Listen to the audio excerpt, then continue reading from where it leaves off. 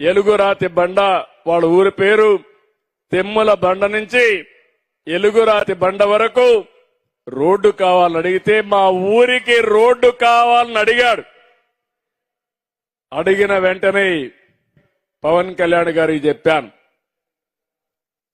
ఇక్కడే ఉన్నాడు. ఎంత కమిట్మెంట్ తో పనిచేస్తున్నారో ఇది ఒక ఉదాహరణ మాత్రం. ఇమ్మీడియట్ గా 3,90,00,000 రూపాయలు అవుతుంది తెప్పించాడు. ఈ రోజే ఇంటికి పోతానే శాంక్షన్ కూడా చేసి పని కూడా ఇమ్మీడియట్ గా ప్రారంభిస్తారు. ఇది కూటమి ప్రభుత్వం యొక్క కమిట్మెంట్ అని అడుగుతున్నా.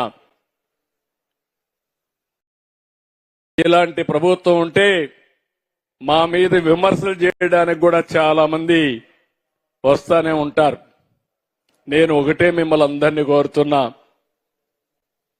విమర్శల కోసం చేస్తే దానివల్ల ఫలితాలు రావు. చిత్తశుద్ధుండి పని చేసినప్పుడు మీరు కూడా గుర్తుపెట్టుకోవాల్సింది, ఏ ప్రభుత్వం వల్ల మీ జీవితాలకు మంచి జరుగుతుందో, మీ జీవన ప్రమాణాలు పెరుగుతాయో మీరందరూ కూడా గుర్తుపెట్టుకోవాల్సిన అవసరం ఉందని చెప్పి కూడా నేను మీకు తెలియజేస్తున్నా. సూపర్ 6 చెప్పాం, సూపర్ హిట్ చేశామా లేదా అని మిమ్మల్ని అడుగుతున్నా. ఇప్పుడు ఇక్కడ కానిస్టేబుల్ ఉద్యోగాలు వచ్చిన దానికి మీకు హ్యాపీ, సూపర్ 6 చేసిన దానికి మీ కుటుంబానికి కూడా హ్యాపీ. పెద్దలందరూ ఉన్నారు. ఎప్పుడూ ఇవ్వనన్ని సంక్షేమ కార్యక్రమాలకు నాంది పలికాం. 18 నెలలు చరిత్ర సృష్టించామని చెప్పి కూడా నేను మీకు తెలియజేస్తున్నా. ఈ రోజు నేను ఒకటే మిమ్మల్ని కోరుతున్నాను, అందరిని అడిగాను. Highly qualified M Tech, MSc, BSc, MA, BEd బాగా చదువుకున్నారు. అందరికీ టెక్నాలజీ మీద పట్టుంది.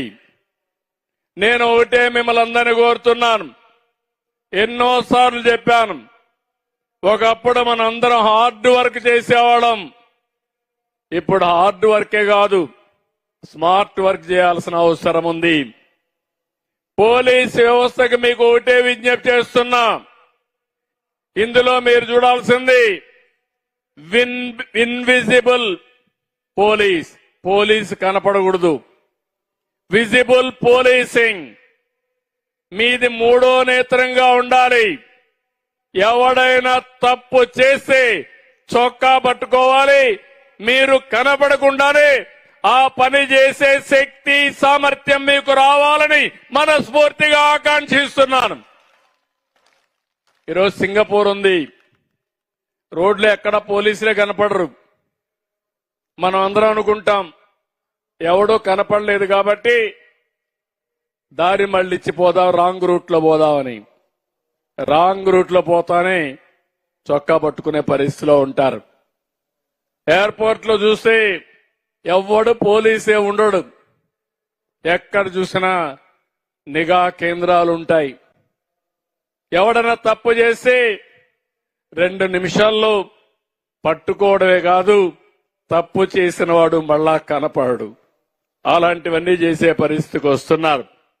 ఈ రోజు నేను మిమ్మల్ని అందరినీ ఒకటే కోరుతున్న, టెక్నాలజీ ఉపయోగిద్దాం. PPP నేరాల నియంత్రణలో ఈ విధానం మీరు పాటించాలి. ప్రిడిక్టివ్, ముందుగానే ఊహించుకోవాలి. ఒకప్పుడు తీవ్రవాద సమస్య నాకు, ఆ తర్వాత ముఠా కక్షలు, ఆ తర్వాత కమ్యూనల్ వైలెన్స్, ఇప్పుడు రాజకీయ ముసుగులో నేరాలు చేసే రాజకీయ రౌడీలు తయారయ్యారు. అంటే నేను ఈయన మంచోడని చెప్పి వదిలిపెట్టాను అనుకోండి రాజకీయ నాయకుల్ని. నాలాంటి వాడికి కొన్ని గుణపాఠాలు కూడా ఉన్నాయి.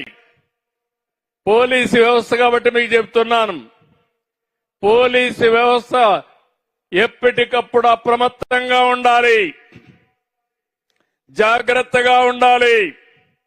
మీ నీడను కూడా మీరు నమ్మకుండా ఉండాలి. నేను నమ్మి మోసపోయాను. 2019 ఒక చిన్న ఉదాహరణ చెప్తాను మీకు. 2019 ఎన్నికలు వచ్చాయి. అభ్యర్థుల ఎంపికలో బిజీగా ఉన్నాను. తెల్లవారితో నిద్ర లేస్తాను, ఒక చీటీ వచ్చింది. వివేకానంద రెడ్డి గారు గుండెపోటుతో చనిపోయాడు. ఇది న్యూస్. మీరేమనుకుంటారు? అప్పుడు ఆ దినంగా ఏమనుకుంటారు? నిజం అనుకుంటారా లేకపోతే సందేహిస్తారా? నువ్వు కడపలో ఉన్నా కూడా అనుకున్నావు. కడపలో లేని వాళ్ళు ఏమనుకుంటారు? పాపం అనుకుంటాం. అవునా కాదా? నేను కూడా